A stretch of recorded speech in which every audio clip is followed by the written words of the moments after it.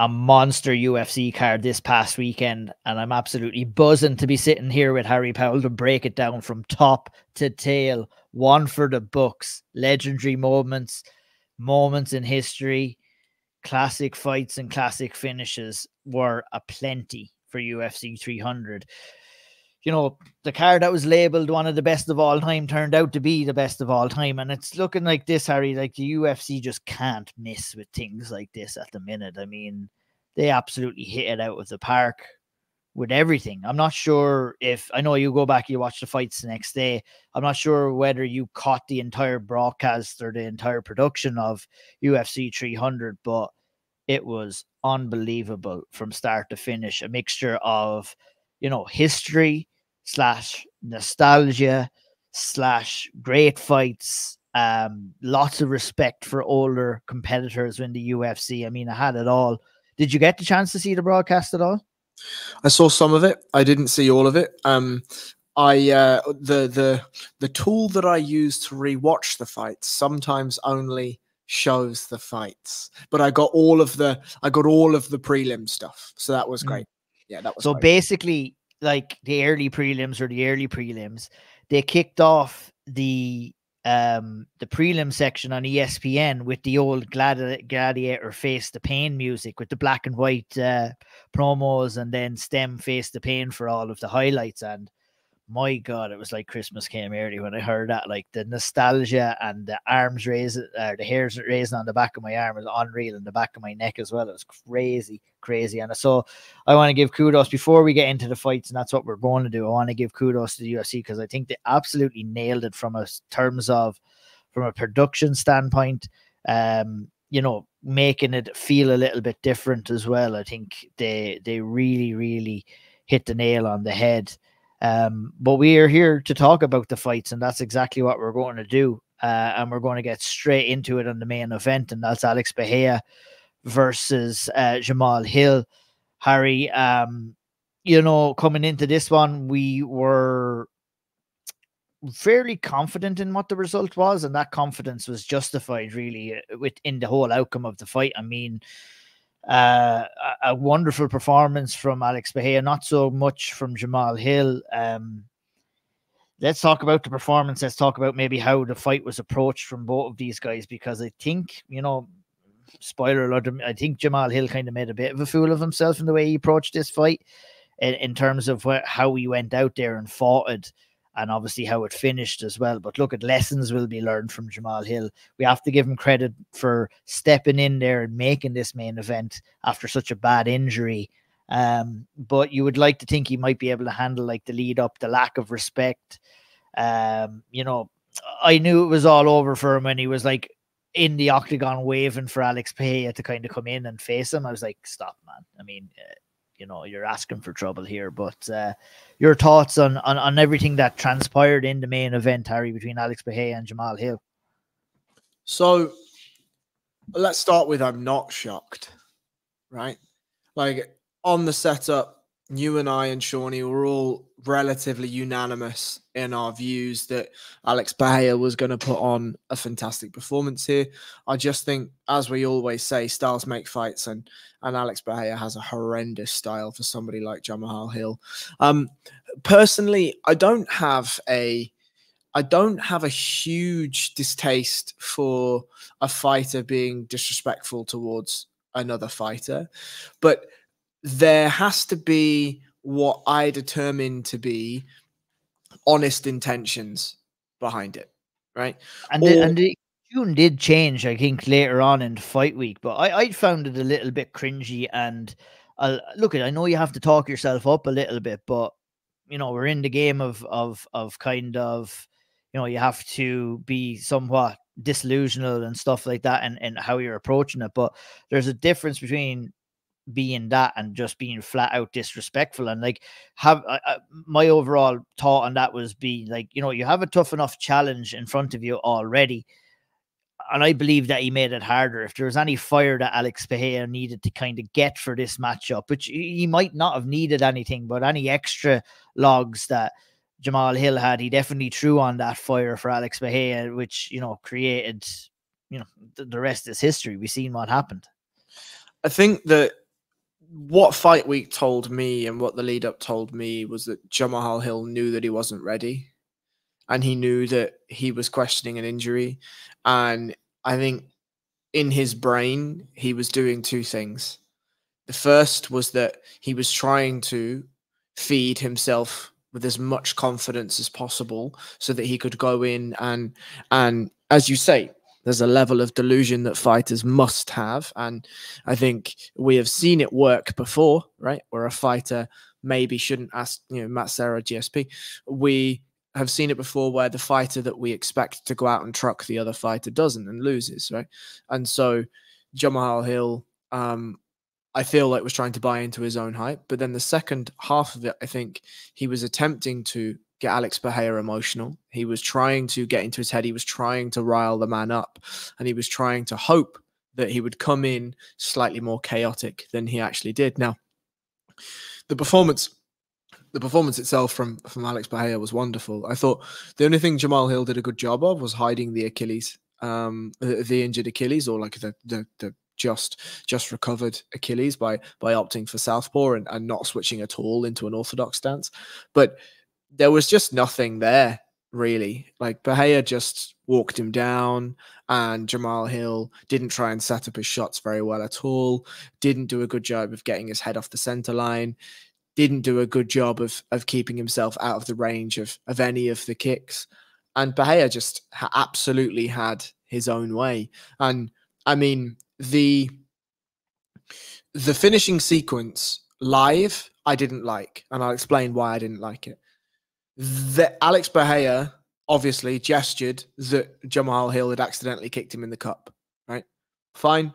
Understood. These things do happen. Herb Dean comes to step in. I didn't know that a fighter is allowed to touch the referee, one, and two, to tell the referee essentially, piss off, I'm fine. Like, you've seen that before though in some other fights as well with an eye pockets where, sometimes. Look, this is the way please finish your explanation first, and then I'll maybe give my kind of thoughts on that sequence. So immediately as it happened, I thought, if Herb has stepped in and he is speaking to the fighters, he has gestured to the fighters to stop the fight should be paused. Now, obviously, it is an unbelievable power move because Alex Pereira knew that he had Jamahal Hill exactly where he wanted, knew that he had the shot lined up, leveled the shot, and obviously sent Jamahal Hill to the shadow realm, right? And so I completely empathize, sympathize, and understand why Alex Pereira put hands on, blocked Herb Dean from stopping the fight because he had said, look, I'm actually fine. There's no reason to stop this. I am absolutely fine. I was just gesturing to him to say. And I would argue that's what the referee is looking to see in that position. I think, the guy who takes the illegal shot, it's the referee's obligation to see if he's okay to continue or not. So I think he came in. I think it was totally fine for Alex to say, no, I don't. And for the exact reason that you said it is because, by the referee coming in there thinking like he was going to rectify an issue, what you're actually doing is you're putting Alex Pereira in a less advantageous position. So we can look at it in that we didn't know that Alex wanted to do it, or we could look at it, did Jamahal Hill throw that nut shot because he did recognize that he was in a bad position up against the cage. And, that's a big accusation, I know, for me to say, but, we've seen it, sometimes before, the timing of some illegal blows come very kind of convenient to some fighters, to be honest. And I think the power was in Alex Pereira's hands in that situation to kind of say, no, I don't want to break in the action. I'm good. And I think, I personally think that's fine. Like, I'm actually I'm actually a little bit surprised that you kind of, if I'm being honest, that you're thinking that way. So the only reason I didn't like it on Herb's side, and nothing wrong with Alex Pereira. Like, to me, if you're going to take as direct a step in toward the line of the action as you did, then you have to assert yourself there, At least that's my opinion. Because equally, we have seen the other side of it where fighters have said, no, it's fine, it's fine, it's fine. And the referee has called stop to whatever the thing that's happened. I don't blame Alex Pereira at all, right? Like, he doesn't even know Herb Dean's there. Like, in his brain. Yeah, I would even think that Herb did a pretty good job there in acknowledging the foul and then not affecting the flow of the fight by, you know, stop, break. That's what you're looking for there. You're looking for that stop, break. Are you okay? And then you're looking for that fight again after that. That's fair. That's fair. I mean, it's fair. I don't feel too strongly about it. I think I don't feel strongly about it either. I just thought in the moment I was like, oh, and then because seeing it live, right?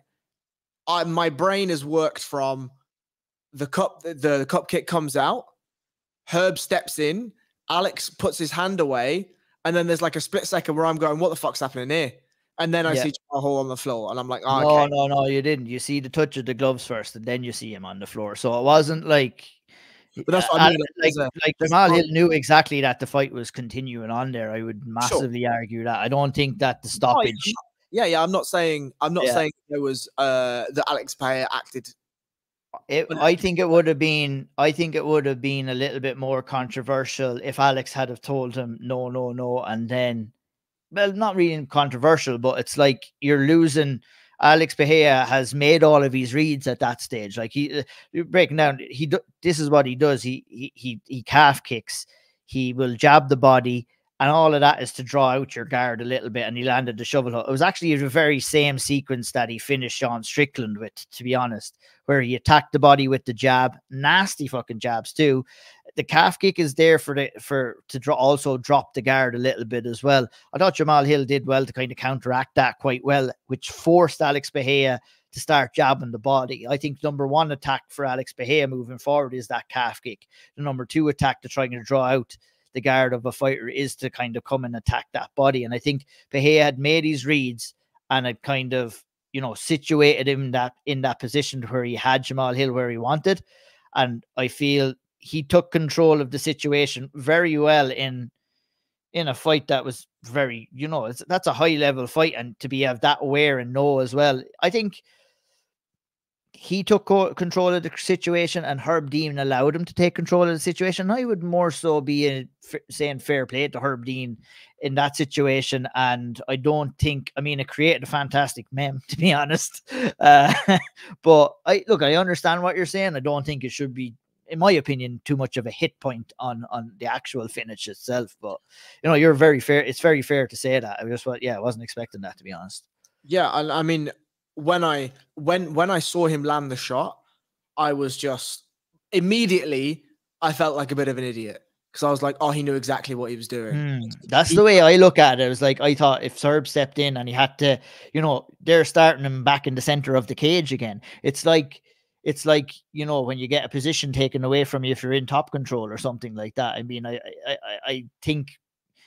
thought Alex did absolutely fantastic to control that situation and being aware of the position that he is. And that's why I would argue, and like I said, a big accusation and you know, tinfoil hat theory, if you want to call it, but maybe Jamal Hill noticed what situation he was in too and threw up that lazy kind of kick down the middle, maybe to give himself a little bit of leeway. But obviously those are things that we'll never know and are pretty irrelevant now at this stage, to be honest, overall, Harry. Yeah, I just don't know at light heavyweight. I just don't know who beats him. He's really special, isn't he, Harry? Like, really special. I'm so glad that we gave him his flowers now on the setup last week, because he came out and he delivered again. And I mean, like, in 12 UFC fights, you've nailed down a UFC Hall of Fame spot, which is ridiculous to even comprehend at any kind of facet altogether. And I just love watching the man fight. I love his story. And yeah, I think we, you know, it's a thing I've done in the past where you don't appreciate stuff when it's happening as much until you don't have it anymore. So I think we should be all on this journey now and enjoying Alex Pereira for who and what he is and what he's done in the sport as well. Couldn't agree more. Genuinely couldn't agree more. I mean, look, we are always crying out. We're crying out. We're crying out for stars. We're crying out for this. We're crying out for that. He has a rich, rich personality. He has a fantastic story. He has captured the hearts and minds of basically the entire MMA community. And he does everything you want in a star. He looks good. He doesn't even need to speak English, because when he gets in the cage and he does the fighting things, he's his hands do the talk. Yeah, absolutely terrifying.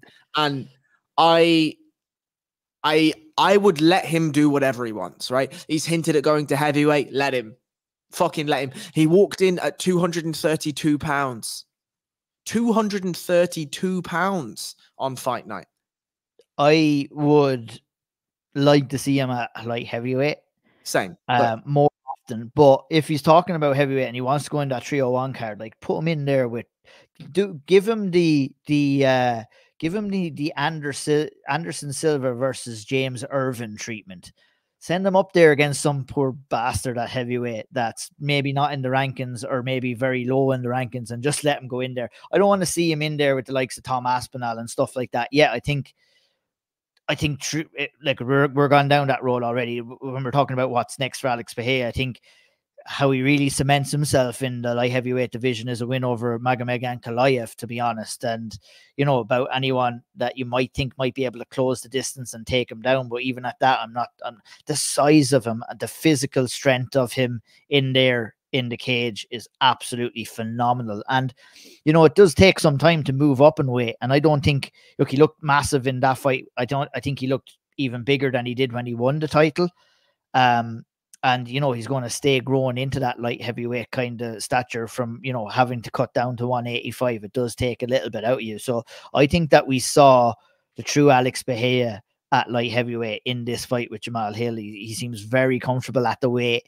So I'm like, you know, you're just getting there, man. Don't be going anywhere else. Stay put for now. And we talk about this with champions as well, and they want to move on up, and, you know, they've every right to want to do that, but I'd love to see a little bit of longevity for Alex Pereira as a champion, and to maybe knock off a few more at the top of the light heavyweight division. What are you feeling about it all? Couldn't agree more. Like, I think, you know, you and I have talked ad nauseum before about we want a little bit of longevity back. We want it to come back in vogue. We want it to become back a little bit more of the meta, whereby champions are willing to stay champions and champions are willing to continue reigning in their divisions. Now he's had his middleweight pomp. He's gone. He's had the fights with Israel Adesanya. Fine, no problem. Maybe we can put that to bed unless Israel wants to come up again to light heavyweight. But I don't think that's something that Israel should be doing. But I actually think heavyweight is a tougher division for Alex Pereira than light heavyweight. At light heavyweight, the biggest test, as you mentioned, is Magomed Ankalaev. Does he beat Ryan Spann? It doesn't last 2 minutes. Does he beat Yuri Prochazka again? I think he does. Does he beat Alexander Rakic? Horrendous styles matchup for Alexander Rakic. Does he beat Jan Blachowicz? I think he does. Does he beat enter light heavyweight? Yes, I think he does. Magomed Ankalaev is a huge test. I think the only other person that I could see being a really interesting test is if Jailton Almeida chose to go down to light heavyweight. I think obviously there's some interesting grappling things there, but I just think that he could reign supreme at light heavyweight. Bearing in mind, I don't think he's cutting an insane amount of weight like he was for middleweight, because he was cutting an insane amount of weight to get to middleweight. And so you can roll him out relatively quickly.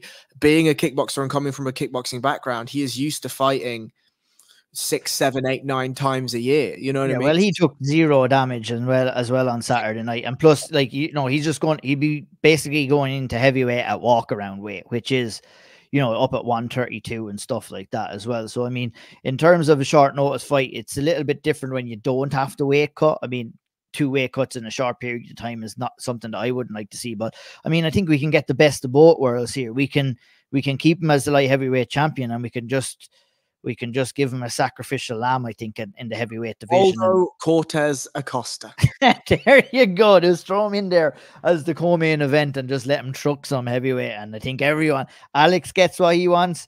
We get what we want. when he moves back down to the light heavyweight, and you know, everyone is happy except poor Valdez Acosta if he was the poor lad to go in there. Moving on, Harry, to the co-main event of the evening, Zhang Weili versus Yan Xiaonan. I'm not going to lie, I had a little bit of a hangover watching this fight. I think, you know, it was a good performance from Zhang Weili overall, and it was an excellent performance, I believe, from Yan Xiaonan as well, who, you know, didn't really find herself too out of it. You know, obviously a 10-8, close at the end of the first round, of course, with the choke, a 10-8 in round 2, but my goodness, she showed great tenacity to get back into it in rounds 3, 4, and 5 and make a fight out of it as well, where it wasn't looking that great. I'm wondering what you're thinking of both of these women's performances, Harry. Very, very, very, very, very impressed with Yan Xiaonan. I thought she looked more physically capable. She hit some lovely, lovely counter takedowns, some lovely kick catches and sweeps. The right hand, Zhang just could not get hold of it whatsoever. She dropped Zhang 3 times. 3 times she drops the champion, and twice one was a flash knockdown, one was a couple of hard knockdowns. I think my only critique, and there are only 2 critiques, and I've written in my notes that she is a future champion if she can fix these 2 things. The first thing, and the most egregious thing in my opinion, is the fight IQ. So I think in the second round, she drops Zhang hard with that right hand, and it's exactly the same right hand. She's squaring up, she's showing Zhang the left hand, and it's just the right hand straight down the pipe, on the button, on the center of the chin, and down goes the champion. And what Yan did, and the mistake that she made, is she just stood over her for about 20 seconds. Just stood over her, and they were trading like kicks to the legs and whatever. Like, if you are in that position, either get inside that half guard and start landing shots you've just dropped Weili Zhang, or you turn immediately to I think it was Jason Herzog, I think, and you say, get her up, I want her up, right? You've just knocked her down hard. You saw her hit the ground. You saw her immediately choose to not stand up. You know what that means. That means she's hurting. That means she wants the rest. And so you just get her right back up and you put the pressure on her. And so that was the first mark, I guess. And then the second one is just, I understand that Weili Zhang has a very unorthodox wide array of takedowns. But if Yan is able to stuff some of those takedowns, if she is able to circle off the cage a little better, if she's able to reset into the center of the octagon a little better, she was right at home in that striking battle with Zhang Weili. And I couldn't be more impressed with Yan Xiaonan. But the grappling of Zhang was absolutely unbelievable. She's been working now for about 2 years with ADCC multiple-time medalist Josh Hinger.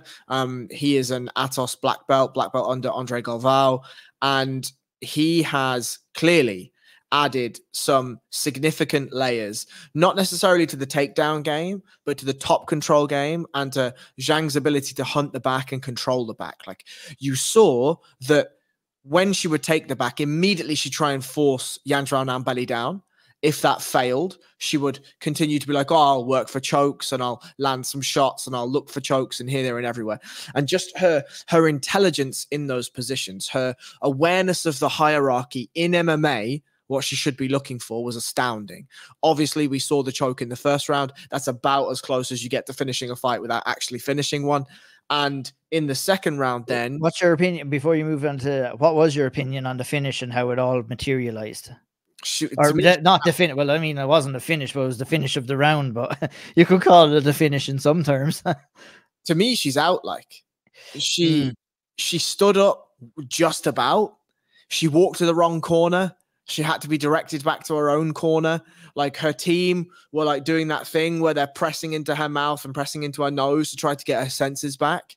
Like, no different to me though than hurting somebody really bad at the end of a round. If you're able, my opinion, the whole of that sequence was when Jason Herzog calls the fight, calls the round, I should say. He did it excellently. He allowed Yan to get up and try and find her corner. And if you have that capability, I think you're deemed, in my eyes, you know, even though you're badly, badly hurt, still capable of fighting. And I think the rest of the fight, I think stuck at round 2 as the 10-8. I think she's still recovering and maybe a little bit from that.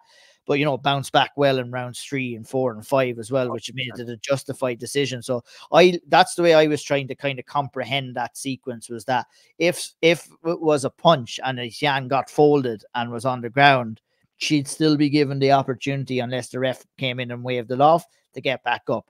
And we've seen plenty of fighters wobble over and go to the wrong corner and everything like that. So I think that the whole situation was handled excellently, to be honest. Agree.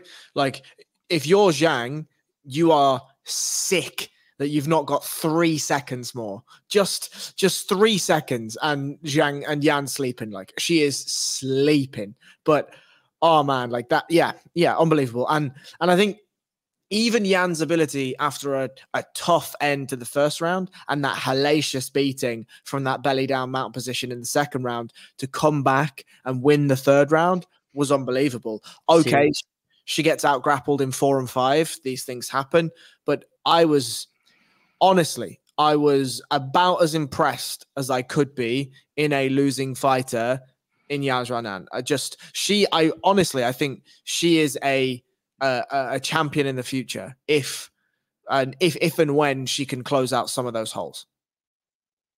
Indeed, yeah, I'm very excited to see if she can do it. I mean, you know, a difficult task for her, but she came out a winner in a losing situation. I mean, you can't be too upset at that. A very big learning curve for Yan Xiaonan, and we'll see.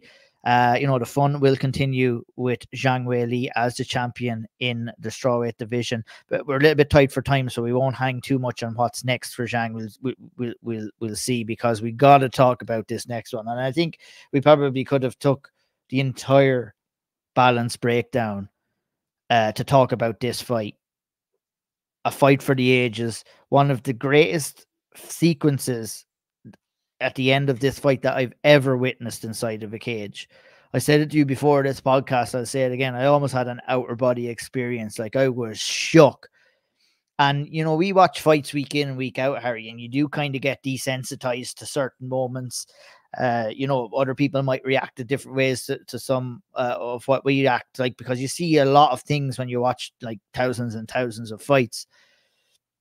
But for Max Holloway, when he is 3-1 up on the cards, possibly en route to a 4-1 up on the cards, and that man points to the middle of the octagon and gives Justin Gaethje an opportunity to stand his ground and wing punches. This is what my thoughts were thinking right as this sequence happened. First of all, it was like, oh my God, Max, what a badass. Is he doing what I think he's doing and doing what he did against Ricardo Lamas? I was like, this is nuts. And then I was like, what are you doing? This is crazy. You could get knocked out here, Max. What's going not even thinking about what the possibility of the outcome was going to be in this sequence. And next thing, boom, that overhand right lands. Justin Gaethje folds and madness ensues. It was absolutely unbelievable, Harry.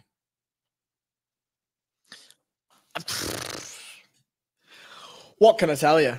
It's crazy. Like, it's all I've been trying to kind of encapsulate it over the last couple of days, but speechless. Like, I'm still almost can't describe it. Like, it's insane, and it couldn't have happened to a nicer fighter than Max. And you know, but you create these opportunities for yourselves, and you create these moments for yourselves as well. And another fighter would have maybe just rode off into the sunset and sat on that 4-1 win, but not Max Holloway. And I want to thank him. I want to thank him for not choosing to take the easy way out. And I want to thank him for being an absolute savage in there. And you know what, maybe to round off my thoughts on this fight, it's crazy that the most gimmicky fight gimmicky title that exists in mixed martial arts has created one of the most epic moments of all time inside the octagon. So, you know, whatever you think about the title, I mean, it's all about the moment, and I'm so glad I got to witness. And it just reminds you, Harry, why we love this fucking crazy sport. It just really reminds you why we're so invested in it. It's for moments like that, and you go through difficult Apex cards, and you go through the run of the mill week in, week out with these meaningless heavyweight fights in the middle of main cards on fight nights, and you sometimes ask yourself, why do we do this to ourselves, or why am I bothering to do this? Well, Max Holloway gave us a reminder, a really stark reminder on why we do this, because it's a moment that's going to live on forever in mixed martial arts history. there are layers of depth to this, right? I'm assuming when I talk about these, because obviously I'm not Max Holloway. And fuck me, I'd love to ask Max Holloway these questions, but I think what we got to see was the soul of Max Holloway. What we got to see was a lot of facets to the character of Max Holloway. We saw cool, calm, collected, calculated, which is a new wrinkle, a slightly new wrinkle to the Max Holloway that we usually see. Usually, you know, he'll shout at the booth and he's not 100% dialed in. You know, he'll beat Calvin Kattar up for 3 rounds and then look at the booth, as I say, and shout, "I'm the best boxer in the UFC," and then hit him a couple of times without looking. And that's a moment in and of itself, right? He can beat down Jose Aldo, and you can almost hear inside his brain, and he spoke about this afterwards, that he didn't want to do that, right? This was Jose Aldo, a fighter he'd looked up to, he loved, he idolized. He didn't want to do what he did to Jose Aldo, but he had to do it, right? Moments in the Alexander Volkanovski fight where he's doing well, but maybe he's second-guessing himself a little bit, and he's realizing that Alex is maybe a little step ahead, and how can he claw that back? He walked in against Justin Gaethje, one of the most dangerous fights in the UFC. Upper weight class, only 7 months to get from a 145 skeletal frame to a 155-pound frame to fight a big 155er in Justin Gaethje. A power puncher, a brawler, a fella who can defensively and offensively wrestle, a guy who will happily stand in a phone booth with you for as long as you can take it and try and put your lights out. Max Holloway walks in and just absolutely destroys a game plan, executes a game plan to absolute perfection for 4 rounds. He then starts, well, I mean, he doesn't then start having fun, but he starts sprinkling in the fun elements of Max Holloway.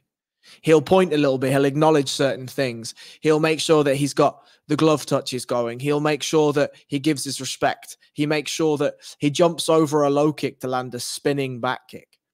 Whatever, right? All of this, I think, is accumulating to those final 20 seconds. Because in that final 20 seconds, what happened just before he pointed to the floor? Justin throws the rolling thunder, right? It feels to me as though the soul of Max Holloway was like, "Oh, you want to do big finale finishes, big man? You think after 5 rounds of this, you can throw a rolling thunder and that's the last thing that happens here? Get in the fucking middle of the cage. Get there right fucking now and I'll fucking show you." Because from a technical perspective as well, how he set up that overhand right speaks to the layers of awareness and knowledge that he had accumulated over that fight. Because the 3 shots before the overhand right is a jab, a left hook to the body, an immediate left hook to the head, and then he swings the overhand right off the torque in his core. Now, why does he throw the first jab? He throws the first jab because he'd been throwing the jab all night and he forced Gaethje to reset slightly. It also forced Gaethje's immediate big right hand swing to come off the center line. So it hit him a little less hard. The left hook, why? Because it crumples Justin Gaethje to his side. And so the left hook that had just come from Justin Gaethje had slightly sat off the sideline. He throws the left hook over the top. Why? To straighten up Justin Gaethje's head. So what can come? The fucking receiver from that phone booth that he's just ripped off the side of the phone booth, and he smashes it over Justin Gaethje's head, who lies lifeless on the floor. UFC 300 is not UFC 300 without Max Bless Holloway. MMA is not MMA without Max Bless Holloway. You mentioned in your soliloquy that we dine out on moments like this because a lot of MMA is absolute dross in comparison. And when you get somebody like Max Holloway, who outside of the cage, for all intents and purposes, seems like a wonderful father, a wonderful husband, a wonderful representative of his community and of his native Hawaii. And then you get him in the cage and he can do that to another human. That is the most poetic, most beautiful description of everything that we idolize about MMA. 100%. Like, I couldn't say it better myself. And it's like, the whole way throughout the fight, for me, it was the focus of Max Holloway. You could see when he was looking Justin Gaethje down. And I even got a tweet up. That's what I was saying. For me, and I was saying to everyone, I was like, look, everyone was saying, oh, this is close. And I just kept saying to anyone who was watching with me, look how concentrated Max is. Look how focused he is in comparison to Justin Gaethje, where Justin Gaethje couldn't figure him out. Like, he was resetting constantly due to the traps that Max was laying for him. Obviously, I want to say, you know, excellent showcase of fight IQ and study. That spinning back kick was designed especially for Justin Gaethje, who dips to the right when he throws these combinations, or dips to the right sometimes when he's trying to get out of the way of combinations as well.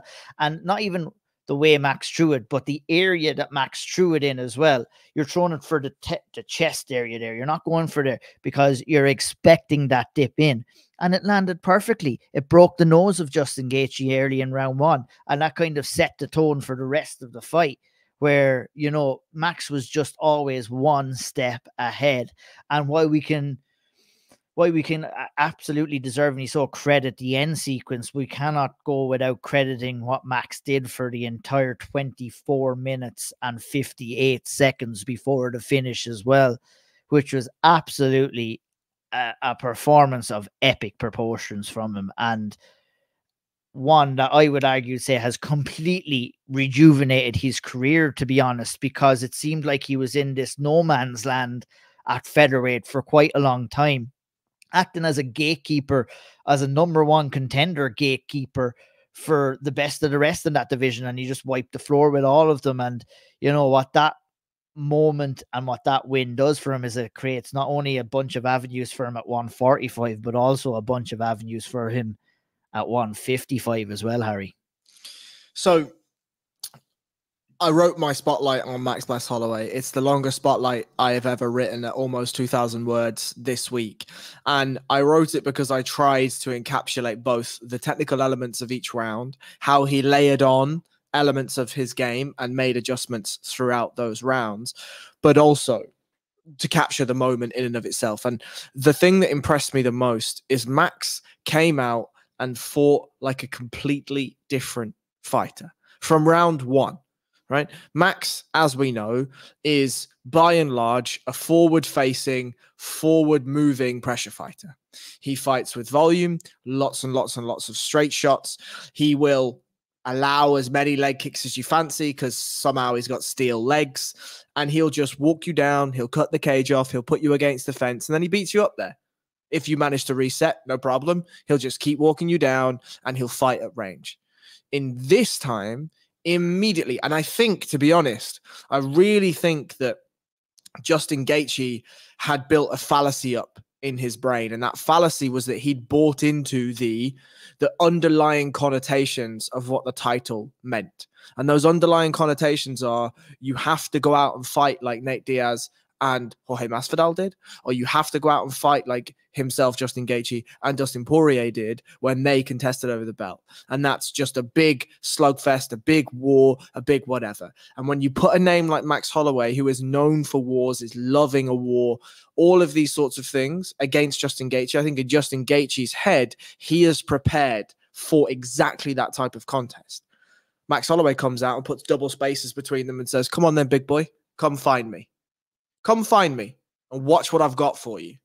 And what he had was beautiful angles, beautiful exits to both sides. He would constantly find the outside foot and win the outside foot battle and just land on Justin Gaethje at will. You mentioned the nose break. I think the nose break, Justin couldn't stop touching that nose. It absolutely massively destroyed him. Yeah, it did. And it like, you know, if we had seen Max go right to a decision, you know, that would have been, for me, and I think you would agree as well, that's the turning point of the fight.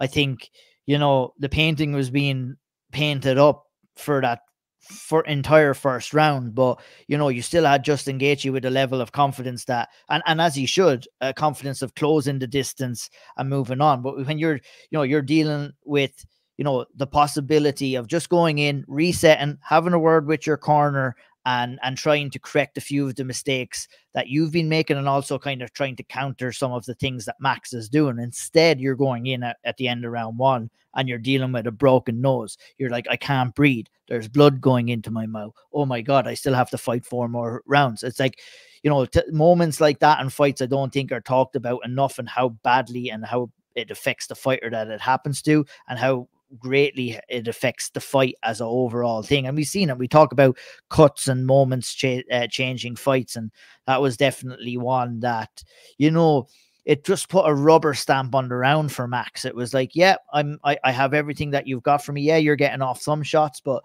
you're not going to go in there against Justin Gaethje and not take some shots. You're going to take some level of damage, and you have to be comfortable with that thought process as well going in there. And no better guy other than Max Holloway to be able to do that, to be honest. And I think what that sequence at the end of the first round did was it took all the confidence away from Justin Gaethje and gave it all to Max Holloway coming into rounds 2, 3, and 4, and also into round 5 before the finish came as well. It was just an absolute masterful performance overall, Harry.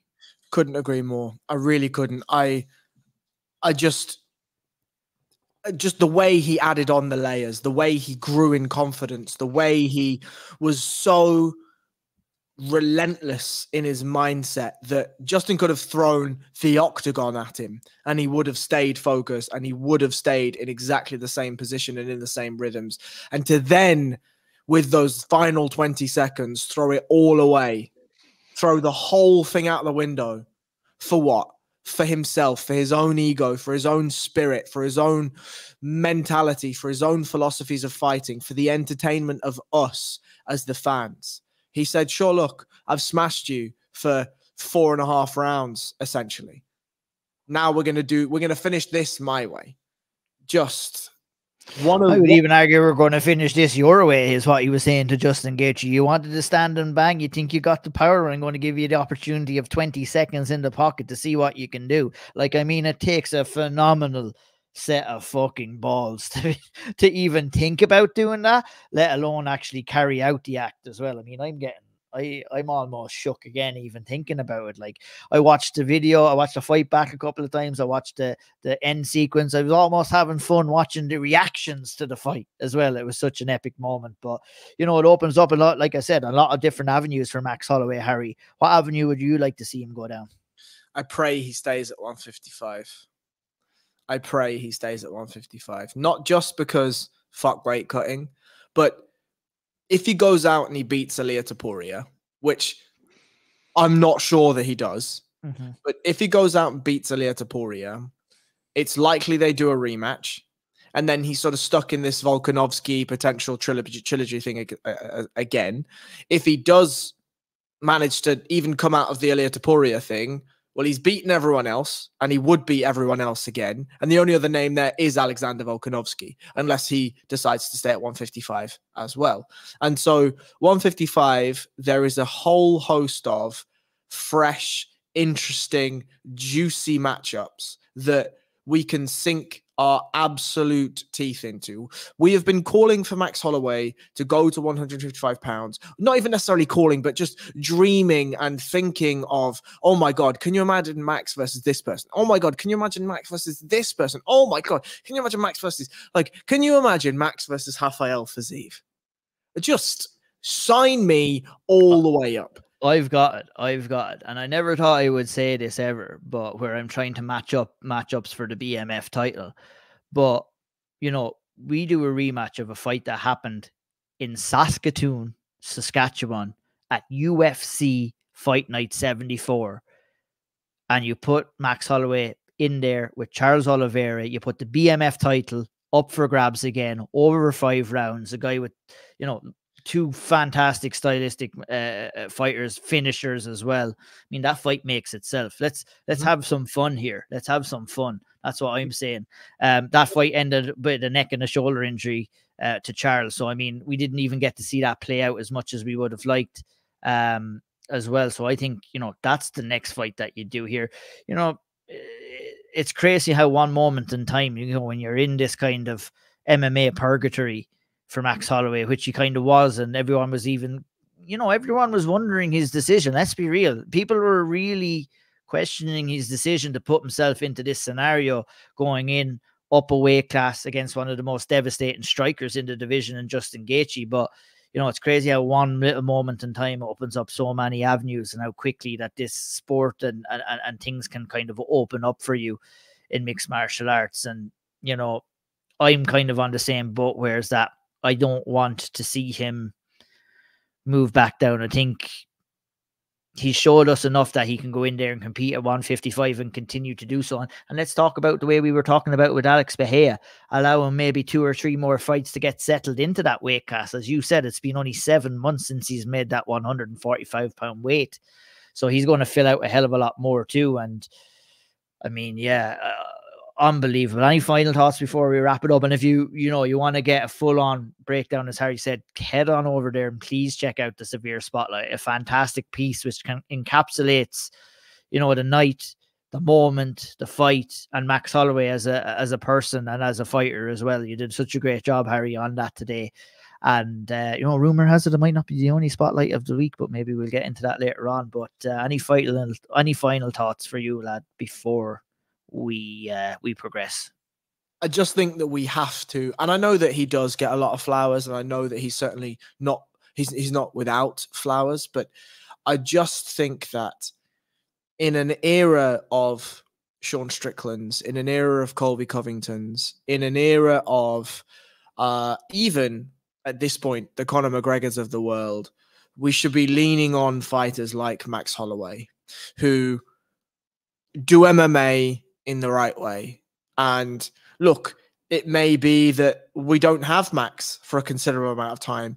He's only 31, but that 31 is basically 45 in how long he has been competing at the elite level. And so I think 155 will allow him an extra lease of life, given that he's not destroying his body to get to 145.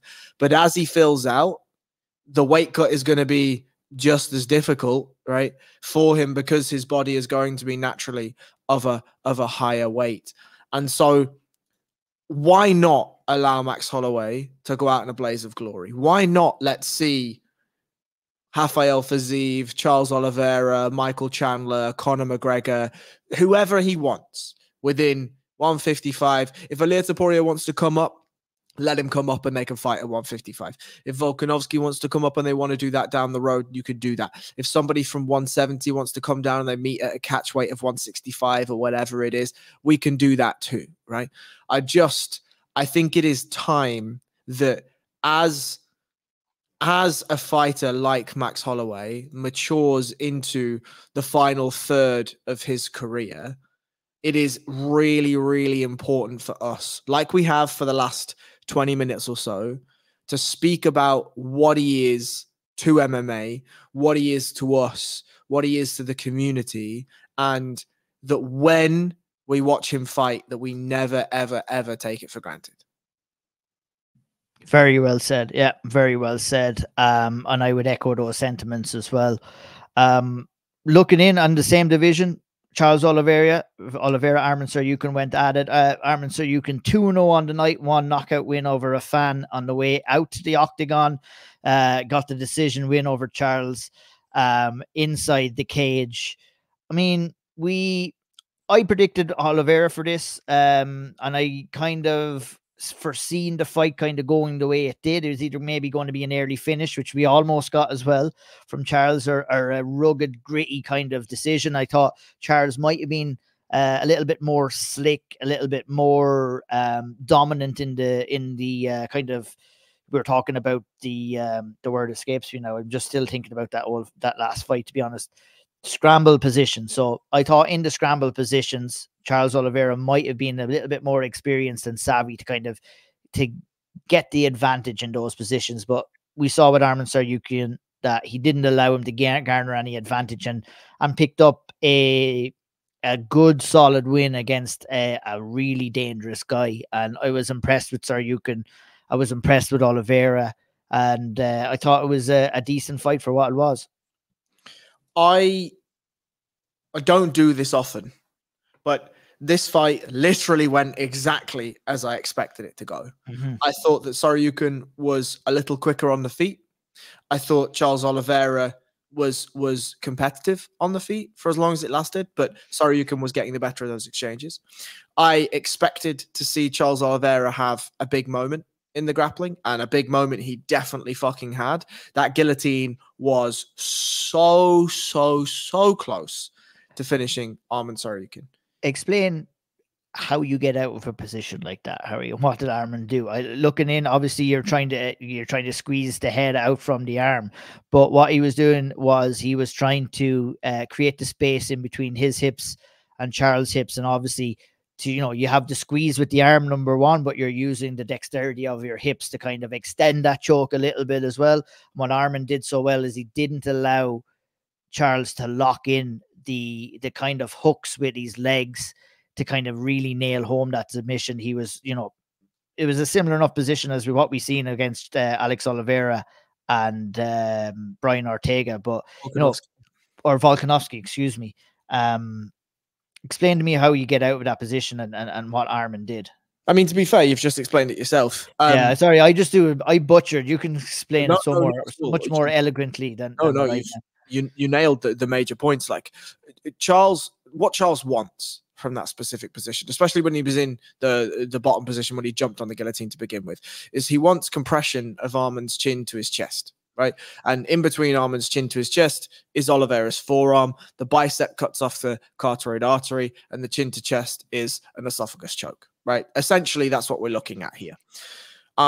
What Oliveira needs to achieve is not just that chin to chest, but he also needs to start to bring his hips tight to Arman Tsarukyan's hips. And the way he does that generally is by locking his legs around the hips of Arman Tsarukyan and pulling their hips together, right?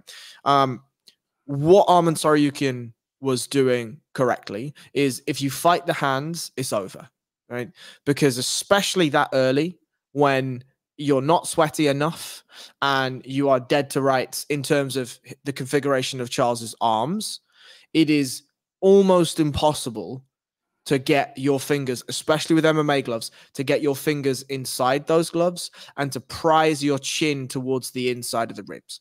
If you're Arman Tsarukyan and you're in more of a front headlock situation, what you're looking at doing is rolling your chin inside the choke, almost like you're hitting like a boxer's roll, and you're trying to bring your chin inside the line of Charles Oliveira's arms. Now, because he was so deep in the choke, as you rightfully said, what he did was he worked on the hips. Now, Charles Oliveira did exactly the right thing, which was to take him to a mounted guillotine in order to take away the efficacy of those hip posts. Arman, however, at the expense of his shorts, we should say, had managed to what we call kip the legs of Charles Oliveira down towards his own thighs. And so the bridging pressure of Charles Oliveira in a mounted guillotine becomes slightly different. You're then arching your spine through the choke rather than compressing and concaving your spine through the choke. But Arman would then have the space and time, especially because his back was on the mat, to have more of an ability to start to arch his chin up in order to roll and get some space, but also to lift the hips up way above his own hips. Now, there certainly was a moment, even in the more mounted guillotine, even when he got himself side on, he was almost out, that choke is so close to finishing Arman Tsarukyan, so close to finishing him. But I think in those specific situations, Arman is one of those fighters that you're going to have to put him to sleep before he taps. And so that gives him a level of affordability to continue to fight out of those bad positions. But fuck me. Unbelievable stuff. Sorry, you can flat out turn down an opportunity to fight Islam Makhachev after the fight. His manager came out. He spoke with Helwani today. Agree or disagree with that decision? Agree. Yeah, me too. Agree. You can't do that to a fighter. But UFC will do that to a fighter. I mean, and they've done it before, and they'll do it again. What I do hope, and I think what the biggest outcome of that decision is, I hope that he's not punished for it. But he probably will be. he'll probably be put in there with a killer. He'll probably be made work maybe another 1 or 2 before getting to that title. When in reality, maybe he might need another 1, but in reality, he deserves to get the title shot from the get-go. It's just, you know, credit to him, but I hope it doesn't kind of be a decision that comes back and bites him in the ass. And I hope the UFC don't kind of, you know, quote unquote, punish him for making a decision like that. But I think it's a wise decision to make. I think it's a wise decision in that, like you say, he's done enough. But who are you going to put him against that's going to punish him? You know what I mean? Like, I look at those top contenders. Dustin Poirier is fighting Islam Makhachev. I think we kind of have a vague idea about how that's going to go. If Alexander Volkanovski stays up at 155 or comes back up to 155, maybe that's a tough fight for Arman Tsarukyan. But I think he can do similar to as Islam Makhachev did to Alexander Volkanovski. And then we look down the rankings, and who's really going to trouble him? Justin Gaethje? I think he destroys Justin Gaethje. I think he takes him down and ragdolls him, you know? And I think the UFC might force him to sit out longer than he wants to, right? And he might force him to take like a Rafael Fiziev or a fight that's further down the rankings that he doesn't want to take because, you know, he wants to be moving up in the rankings. But yeah, I agree with you. I don't think the UFC should punish him at all. I think he just had 3 very, very hard rounds. Yeah, I don't think that they should either, but whether they will or not, it'll be interesting to see. But yeah, I think it was a shame that fight wasn't 5 rounds. I think that fight went 5 rounds. I think Arman would have probably maybe gotten.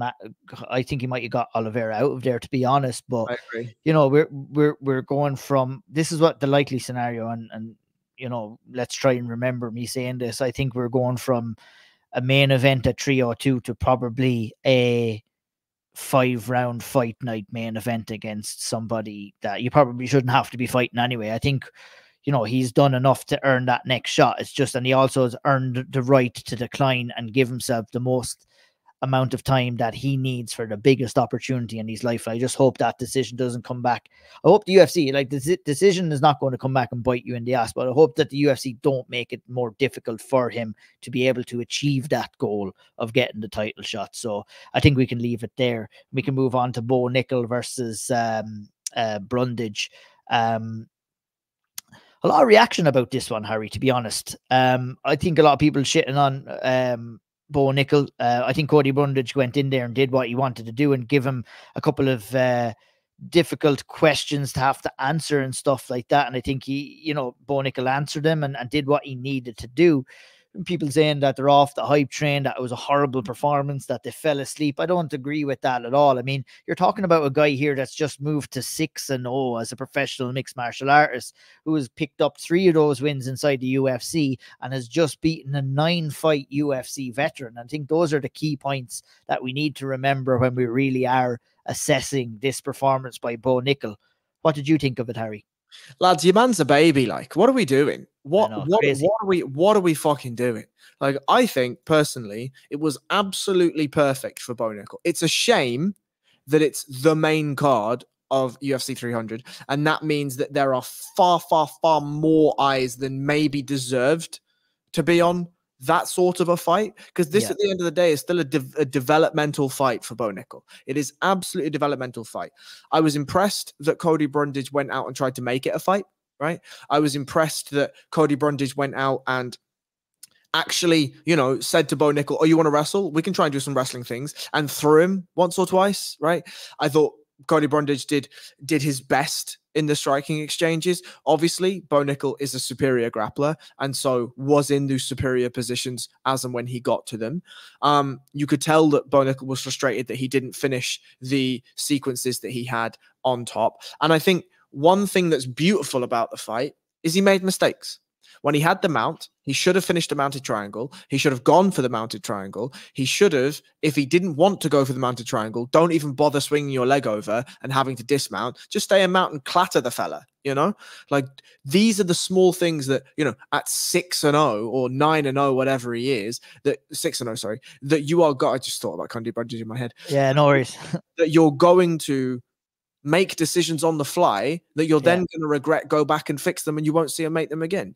And but you're also trying to do this on the biggest card of the year, on the main card of that as well, where, you know, the UFC has kind of created this kind of hate and disdain towards him by placing him in the, like, I think Jiri and Rakic should have been the first fight on the main card. I think this would have been a perfect fight, a prelims headliner, one of your biggest prospects in the UFC, kind of go in there on free television. You give everybody a chance to see them. Like, so I think the kind of jury was out a little bit on Bo Nickel before this fight even started, and his placement in the card, and that's completely the fault of the UFC, to be honest. And I think, you know, people will want to rag on him, but like, I think he handled this perfectly for a guy who's 6-0. He made a few mistakes. He hurt Cody Brundage with the first exchange. That big right hand wobbled and dropped Cody Brundage and did well. Yes, he was forced to rely on his grappling probably a little more than he would have liked, but of course, that's what a guy is going to do. So, I mean, I'm you know, people want to probably judge Bo Nickel on where he was placed on the fight, and kind of with maybe a level of disdain, thinking about other fighters that should have been in that spot. Like, I mean, a couple of fights on the undercard, I would agree, should have been there, but that's not Bo Nickel's fault. That's the decision of the USC brass. And when I'm assessing a performance like that from Bo Nickel, I'm assessing a fighter that is 6-0 in his professional career, who's still very green in the game, who's still learning. But I think he handled that situation, you know, maybe not the best that he could have been, but he handled it very, very well. You're going to make mistakes. Those mistakes will make you better. And I mean, I just don't get, look at this. It's what we're dealing with online these days with, you know, people are just blowing and gaslighting certain situations and performances a little bit more than what they should. But I think all in all, a good night's work for Bo Nickel, Harry. Yeah, definitely. And on the card placement, I'd have put him as the curtain jerker, frankly. Or if you don't put him as a curtain jerker, you put him just the one after Davis and Figueiredo. I think Kayla Harrison should have been the headliner of the prelim. For sure. Allow Bo Nickel to just manifest and grow. He was on a massive card anyway. The eyes would have been there, and just let him be what he's going to be, right? But again, just to echo your statements, Bo Nickel signs a contract. It doesn't say you're fighting Cody Brundage and you're going to be the second fight on the main card. It's just you're fighting Cody Brundage at UFC 300, and then you're placed where you're placed. It is absolutely out of your hands. And so at the end of the day, it was perfect for him. He went out, he took very little damage, he won, he got a finish, and he learned some things. Brilliant.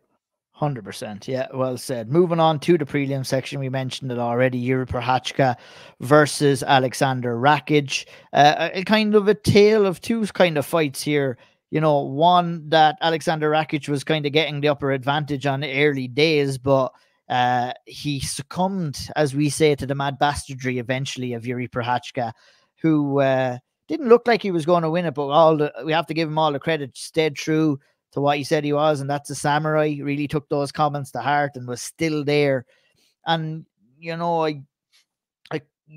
I'm kind of not surprised that it happened, because Rakic is a guy that I feel is great when things are going his way, but when things aren't going his way, you know, we saw the result on Saturday night, and the result was a TKO win in round 2 for Jiri Prochazka, and you know, a good confidence booster, a good win to confirm, you know, he's still a major player in the 205-pound division.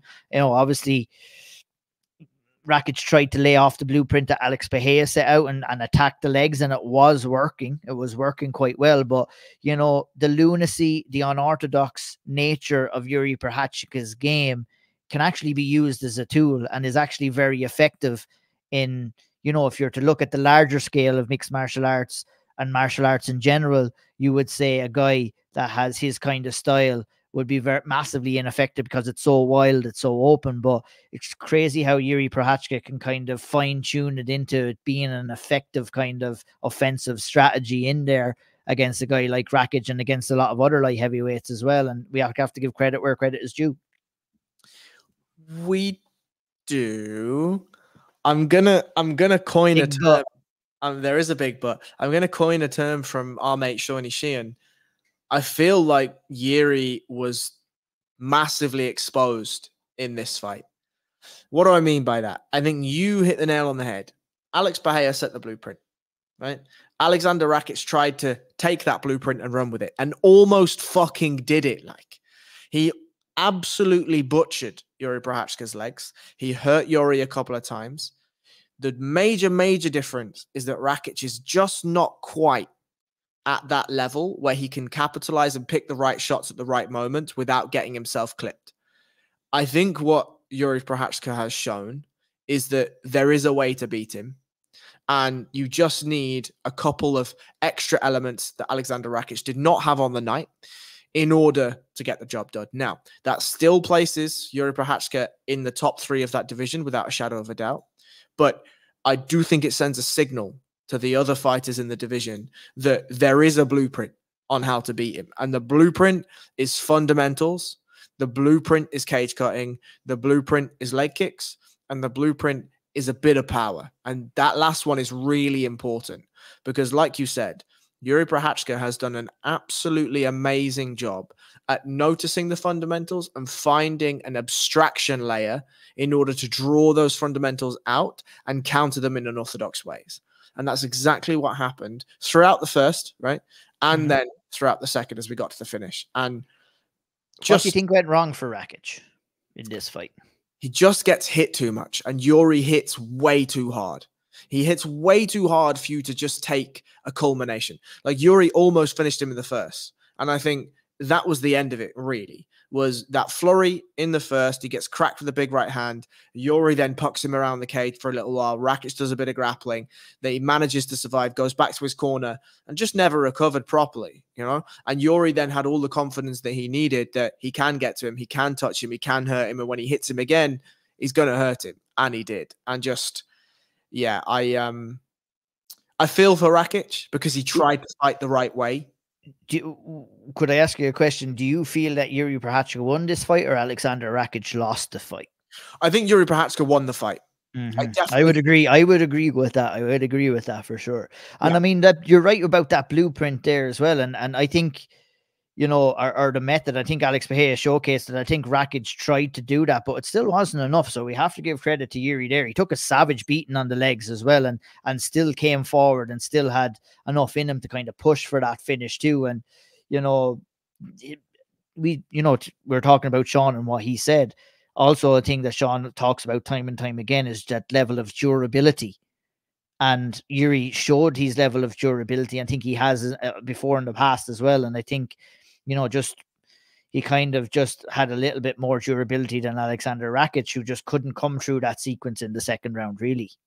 Agreed. Absolutely agreed. I take nothing away from Yuri Prochazka here. I think he took what Alexander Rakic had to offer and found a way around it. Like, I do think that it's exposed the holes and it's exposed the blueprint and how to beat him. That's not to say that Yuri can't take that blueprint away and manifest a method around it. But yeah, Rakic just didn't quite have enough on the night, and that's fine too, you know? 100%.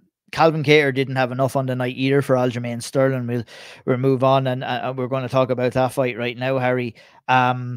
You know, not the best fight, to be honest. Not a great, very entertaining fight, but, you know, Aljamain Sterling went out and fought a very effective game plan. There's one stat that I wanted to mention.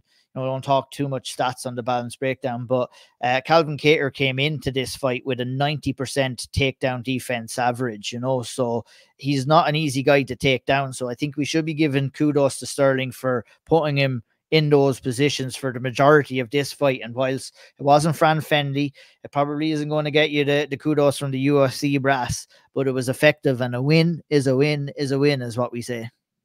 It is. And I don't really know what the UFC were expecting when they made this matchup, other than this. Frankly. Of course. Yeah. Like Aljamain is not going to go out and stand toe-to-toe and box with a very, very good fundamental boxer in Calvin Kattar. Do you know what they were looking at, to be honest? They were looking at probably Calvin Kattar, who has a 90% takedown accuracy, and they were wondering if he could keep this fight on the feet and then get off his game plan. Would that cause Aljamain Sterling problems? So, I mean, that was probably the logistics about that match, the matchmaking of that fight, I guess, coming in. But yeah, Aljamain Sterling was like, yeah, I don't care.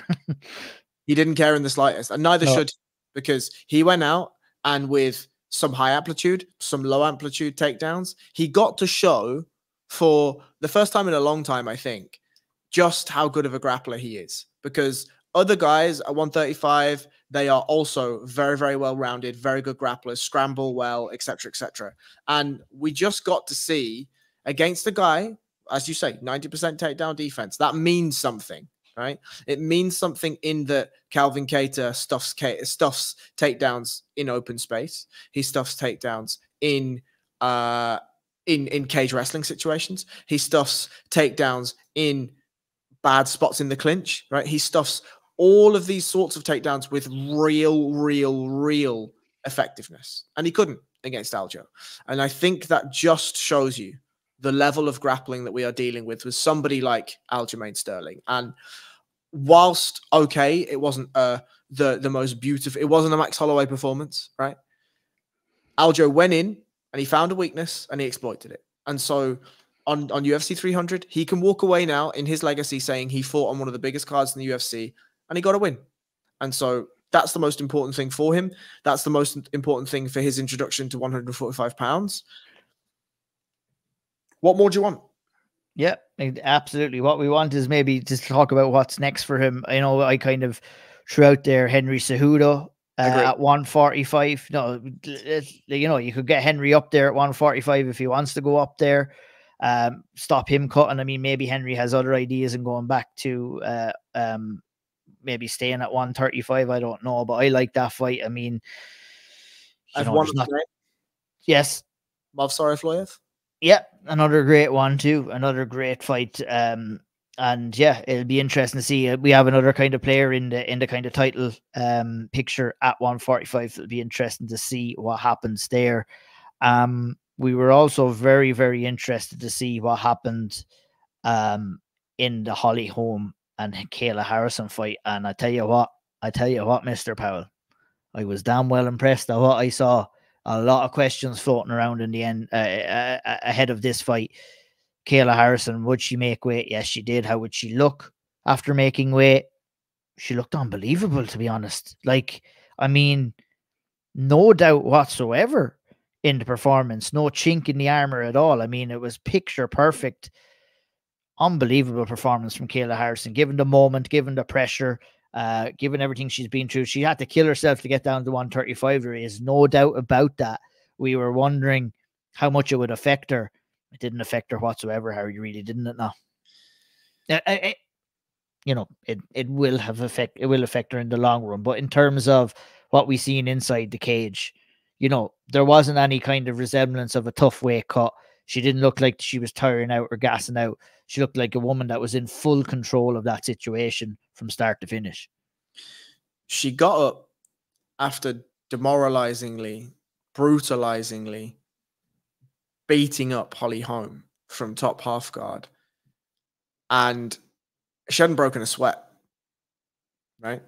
Like, you talk about a level of control. Kayla Harrison went out at UFC 300 and had almost an absolutely flawless performance. The only chink in that performance, the only thing that I can even begin to critique is as she Uchimated Holly in that first exchange, Holly did a fantastic job of rolling through and ending up on top. However, by the time Holly was on top, Kayla was already scrambling back to her feet against the cage. As soon as she got back to her feet, beautiful inside trip, and then it was donezo. The round was finished. And it is one of, now, again, context matters, right? As Kayla said in the post-fight, she turned down millions of dollars to fight in the UFC. So, for her own personal pressure, she's turned down millions in order to go to the UFC. She's had to cut an extra 10 pounds to go to the UFC. She is fighting on the biggest card of the year for the UFC, a historic card for the UFC. On her debut for the UFC, in front of a sold-out T-Mobile Arena, the biggest crowd she has fought MMA in front of. On her debut, let me just reiterate, against ex-title holder and the first woman to dethrone Ronda Rousey, Holly Holm. Okay, Holly Holm is 42. Holly Holm is in the twilight of her career. but she's still Holly Holm. She still knows how to fight. And Kayla Harrison went out and pitched a near perfect debut. That is unfathomable. We talk about Max Holloway because of how beautiful and brilliant his performance was. For Kayla Harrison to take every single ounce of that pressure, soak it all up to look as good as she did, and then after finishing Holly Holm, to stand next to her and ask if she could lead a prayer with her, forget it. Superstar. Crazy. And look, we're talking about opening up avenues. I mean, she's added the much needed injection of life into that women's 135-pound division with that win. I think title shot next. I think a potential fight with Amanda Nunes at the end of the year.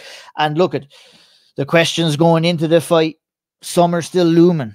You know, we questioned how she would look after cutting down to 135, but, you know, she's going to have to continuously do that now for the remainder of her UFC career, Harry. And now the question will be, can she maintain that level of performance, having cut down that weight, you know, number of times in a row? I want to say the answer to that is yes, based off what I've seen, you know, with the help of the UFC PI, with her being an extremely dedicated athlete as well, and extremely driven and focused to achieve her goals. I remember seeing a Kayla Harrison fight like that before, but I haven't seen her fighting like that in about 2 or 3 years since the hunger Kate was almost taken away from her at PFL, when, you know, you are forced to fight the same competition over and over again. I think the same can be said about Max Holloway, and I kind of cited that about Max Holloway. The fresh challenge for Max Holloway brought the best out of him, and I think the fresh challenge for Kayla Harrison brought the best out of her against Holly Holm. And, you know, I'm massively excited for what's next for her. I'm happy to see her get the win and get her moment as well.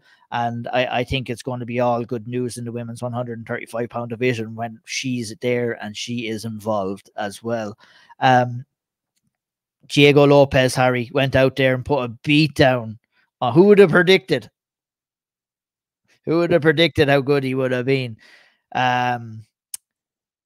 Sensational performance. So we're talking about questions, Harry. We were questioning, was he ready for a challenge like this after his debut against Evelev, who, you know, he was impressive but lost the decision. He got the downturn on opponents, destroyed both of them, 2 first-round finishes. He went out there and got another first-round finish here against Sadiq Yusuff, and really, really set in stone that this guy is ready for ranked competition inside the welterweight division. And what an exciting prospect that we have in our hands. He's some animal, isn't he, Harry? Featherweight just got super fucking spicy, like super fucking spicy. I thought that Sadiq Yusuff was a potential banana skin whilst being a good stylistic matchup at the same time. Like, Sadiq doesn't fight at a massively high clip, but he's good everywhere. He's got some decent power in his hands and he can grapple. And so it offered Diego some really, really fun challenges in that if it turned to the grappling, who was the better grappler? Well, you're fighting a competent grappler. In the striking situations, again, Diego, big power, very active, always attacking. But Sadiq knows how to strike, right? And it just looked as if he was fighting any of the other bombs that he'd fought already. He just walked across the cage, nice and long, behind the jab, big long uppercut, and absolutely decimated Sadiq Yusuff. It took one entrance to the pocket, one. And that uppercut absolutely fucking folded him, just Jesus. I mean, what were you on the stoppage itself? You think it was maybe a tad little bit too soon, or do you think it was justified, or was the writing on the wall already, in your opinion? I mean, I you know, I'm not too upset about it. It could have maybe went a little bit longer if we're being truthful. I wouldn't have been upset if it had. But like I said, you know, the writing was on the wall in that situation, and, you know, it could be a moment where you're better off taking less damage than what you could have taken. But, you know, I'm the just bleed guy sometimes in those situations where I want to see almost a guy dead in there, to be honest, which is very selfish of me. But your thoughts on the finish itself? I've no problem with the finish, really. Do I think it could have gone 3 to 5 shots longer? Yes, I think it could have. But I don't need to see a guy unconscious. And if the ref is in there and he can feel that Sadiq Yusuff doesn't want this anymore, he made the right choice. I think Sadiq didn't put up a huge fight afterwards, right? No, that's where I base some of my opinions off too. Is like, how did the fighter react? Because there wasn't like, the hands didn't go up in the air. There was no immediate complaints. Sadiq Yusuff, kind of accepted what the result was and was probably grateful in the end that the referee stopped in and saved them from a little bit more damage, I guess. Right. But I also imagine that if it had taken 3 or 5 more shots, Sadiq wouldn't have been mad at that either. I think all of these fighters, if you give them an opportunity to go out on their sword, they will take it.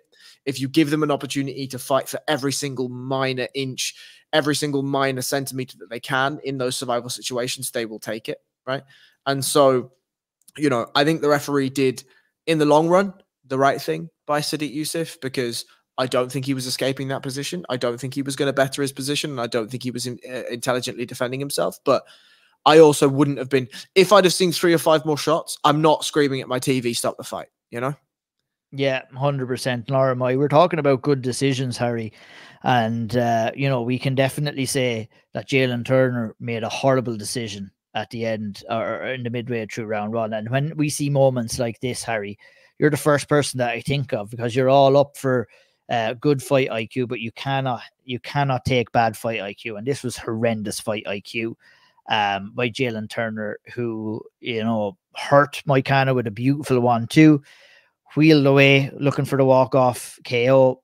And I mean, I don't even know what he was looking like. Moicano shot up straight away. Like he dropped him down, but Moicano was fairly aware, reacted quite well after. I just don't know what Turner was thinking. Like, if it was a thing where, he struck Moicano and then Moicano was down for like 1 or 2 seconds and failing, but Moicano got down, obviously was hurt by the shot, but then, when he saw Turner walk away, he was immediately up on his feet, and it was a huge missed opportunity from Jalen Turner here, and I'm sure you're going to absolutely annihilate him here for doing it.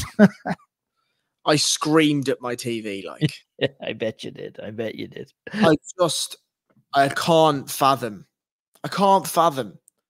what in the world makes you make that decision. Like, every fighter that I have spoken to is taught to fight until the referee stops you. You keep hurting your opponent until the referee stops you, or obviously they go unconscious or whatever it is, right? Fine. Maybe my only tiny bit of empathy, or my only tiny bit of introspection is maybe Jalen in his camp has finished a few guys with that specific shot in that specific location. But I don't give a shit what you've done in your camp. Like, this was the biggest fight of your career, and on a massive card, if you go out and stop Moicano, which was my pick, I over and back thought that Jalen Turner was better in the striking than Moicano. You get a big name. That's a huge feather in your cap at the moment. Moicano is carving himself out to be an interesting player in the division, a talker in the division, somebody that people are beginning to care about. And you go out and you hurt him badly, and then you just decide to stop fighting. Like, I think at that moment, when Moicano got back up, the fight was lost. The fight was lost at that moment. It was done. Yeah, it was absolutely done. And maybe this is very harsh for me to say, and I only say this in a sporting context.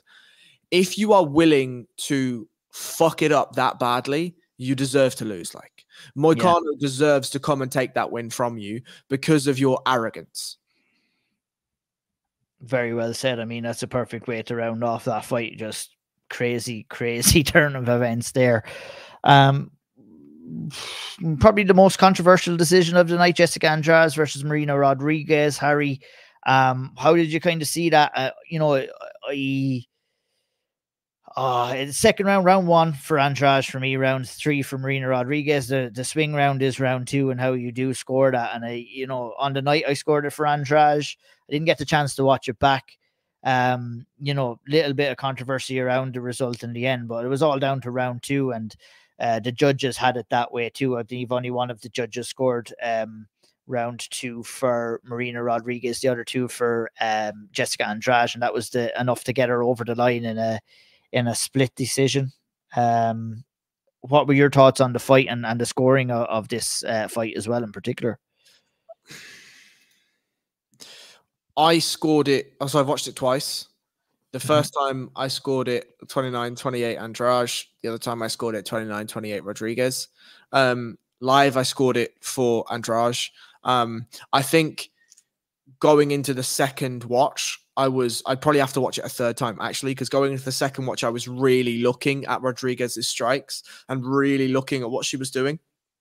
And I just think at this point in her career, Jessica is going to be in split decision fights from here on out, because she doesn't do enough until the last minute to 45 seconds. And then she just unloads absolute fucking hell and fury onto her opponents and makes it very, very, very difficult for the judges, because you have 4 minutes usually of very effective, very immediately impactful striking because nothing's coming back. And then for the final minute, she just goes out and tries to blow her fighter out of the water and generally does a decent job at landing impactful, hurtful strikes. And so you then, in the judge's mind, you have to know that you have a clear enough picture of those immediate 4 minutes to then weigh up what happened in that final minute and not allow any of the recency bias to get in your way. And thankfully, at the UFC level, there's very, very, very high level judges.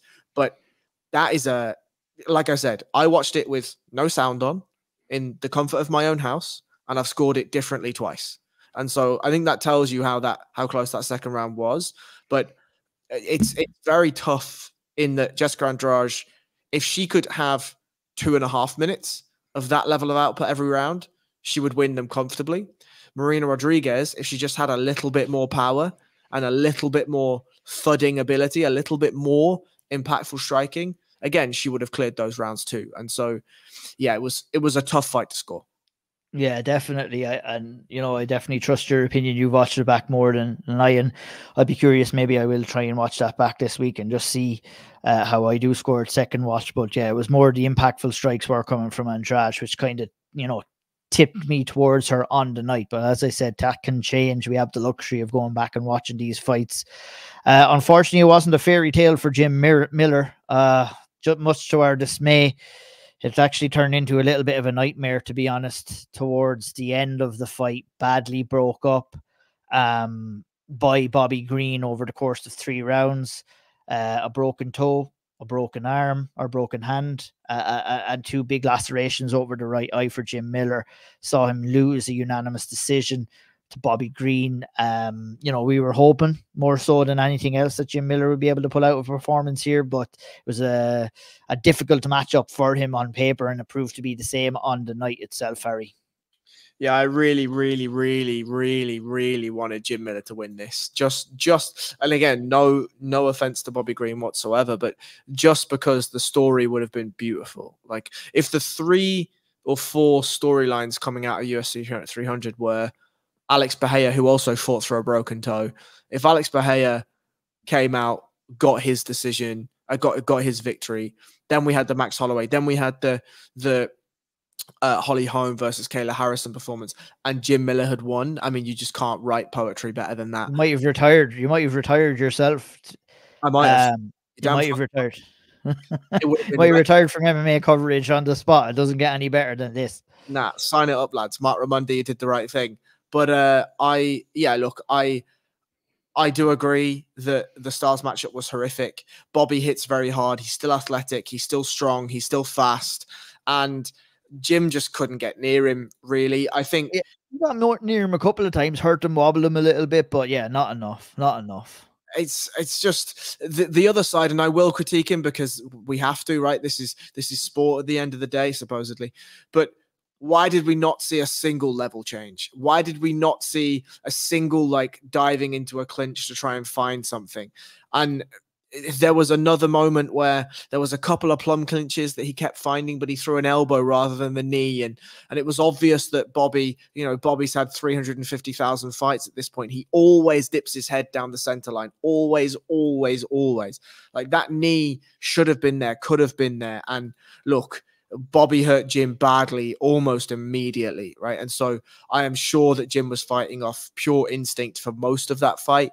Yeah. But and plus dealing with broken bones and stuff, there's probably loads of different things. I think, it's not not what you want, but the moral win for Jim Miller is that he did probably last the duration of the 3 rounds as well. But should he have? He shouldn't have. No, he definitely shouldn't have. I wouldn't have been too disappointed if the fight had been called or whatnot. But he's Jim fucking Miller, baby. You let him do whatever he wants, and fair play to him. But you know, if it's the end for Jim Miller, you know, that's his decision. But you know, I don't think we should be seeing him against the level of opponent to the caliber of Bobby Green again if he does decide to come back. And I think everyone would agree with that. Moving on, Dobson, Figueiredo, Cody Garbrandt as the curtain jerker, as you said, Harry. Interesting fight. Cody looked good on the feet, was a lot quicker, landing with a lot more impact, and basically turned Figueiredo into a grappler at the end of round 1 and into round 2. Smart fight IQ from Figueiredo, not to kind of get engrossed. He wasn't having his own way on the feet against Garbrandt, let's be real, but found a way in the second round and locked in the submission to get the win. What was your thoughts on this one? I'm kind of worried about Figueiredo, to be honest, at 135. I'm kind of worried in that he was a big 125er, and I kind of expected some of that size to traverse up to 135, but at least against Garbrandt, it did not. Garbrandt looked much, much, much bigger. And then, interestingly, as you said, he looked quicker.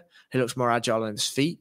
I was very impressed with Cody Garbrandt on the feet, frankly. Very, very, very impressed. And I thought he did a good enough job at stuffing some of those takedowns for as long as they lasted. But when it did hit the mat, Deiveson Figueiredo was obviously in the driving seat for most of those exchanges. And it felt like when he got it down that it was a matter of time until he found something against Cody Garbrandt. But I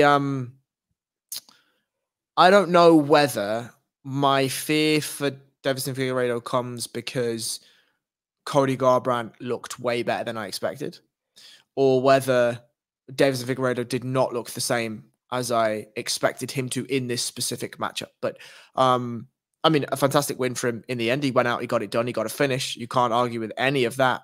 But I think it was going so horribly wrong for him on the feet against Garbrandt, and think that he would have probably played into it a little bit more on the feet. But like Garbrandt was way quicker, much smoother, much sharper on the feet, and you know it was, yeah. Like I was surprised at how good Garbrandt looked, and I mean you have to give credit to Dobson for going in there and getting him out of there the way he did, considering things weren't going his way, and he wasn't stubborn in his approach either, and trying to gain the advantage on the feet, because when you sometimes in that situation, if you are a little bit too stubborn and too headstrong, you're ending up waking up on the canvas with the referee standing over you. And then, you know, we're talking about Cody Garbrandt and what a great comeback it is for him. So, I mean, you know, what Dobson Figueiredo did, I did mention Henry Cejudo for Sterling, and I got a little bit mixed up there. I actually we were talking about Henry Cejudo for Dobson Figueiredo, have him down at 135. I think that would be a good challenge for him next. But what would you like to see next for Figgy? I mean, I actually don't hate Henry at 145 either, just saying. But like, yeah, no, I don't mind that either. Yeah, I don't mind that either. But I'm happy for Henry at 135 with Figgy. I just Henry went in at the very, very, very top of 135 and looked good being up there. Okay, you lose to Merab, fine. These things happen, right? It was a competitive fight. It wasn't a washout. Cody Garbrandt isn't ranked at the moment, right? No, he is not.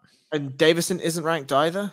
Deiveson is ranked because he beat Rob Font, I believe. Oh yeah, sure, grand. So I mean, fine. Maybe you can make that fight. I'll check here now anyway. If I'm Henry and I'm getting ranked at 135 and I'll be in the top 5 probably. I don't know whether I want to fight Deiveson Figueiredo immediately or whether I want to fight somebody else. But like, if I'm Henry, I'm angling for the Rob Font fight as well. Do you know what I mean? Yeah, give me Rob Font, no stress. But yeah, like before, they were recording this late on Monday night now, so the rankings will be updated as well. But Dobson Figueiredo found himself in 8th position in the rankings in the bantamweight division. I doubt that that's going to change all that much, to be honest. Maybe with Henry's loss, he might move up maybe to 6 and overtake Henry there, but I can't imagine too much is going to change in the bantamweight top 15 after that fight. It sets up, you know, for Dobson, you have the Marlon Vera fight there. Perhaps you have, You know, Peter Yan is hanging around. You have Henry Cejudo. You have Song Yadong. I don't think he's going to get Song Yadong because I think Song Yadong lost his last fight, so he probably doesn't deserve that opportunity. So, I mean, you have Cousin Umar Nurmagomedov there. I mean, that's an interesting fight too. So, it's spicy contests in 135-pound division. It'd be very interesting to see what Figgy does. Yes or no? I think he goes on and secures himself a title shot. No. Yeah, nor do I. I think he gets found out at the top 5 level competition, which could be his next fight. We'll see. And that wraps us up for the Balance Breakdown. UFC 300, a card for the books. Really happy to get the Witness Spot or Witness live on Saturday. Even more happier to be able to come here with Harry and break it all down and share our thoughts. Head over to SevereMMA.com and check out the Severe Spotlight. First one of the week on Max Holloway. There's another one coming, so keep an eye over there. I'm not going to give away the surprise on who it is, but there will be another one coming, Harry, later on in the week. Until then, follow Harry at BJJ_Harry Powell, at O'Neill MMA. We'll catch you all soon.